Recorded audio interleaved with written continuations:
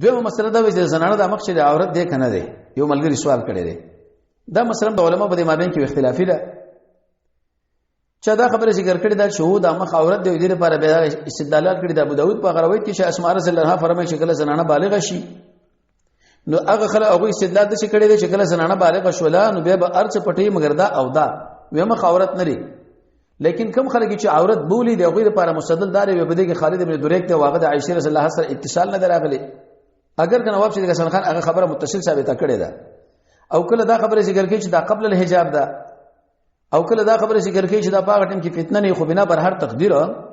شیخ عبدالسلام رحمه الله په درس کې موږ دا خبره ذکر کوله چې دا عورت دې څنګه فتنه دي چې جوړیږي او دا کیږي او غرواتونه استدلالات کوله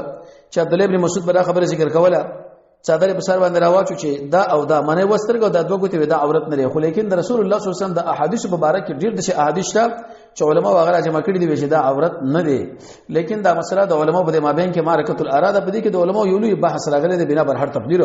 احادیث به علما په هغه جمع کړي د شپېتو نم زیات دی پای کې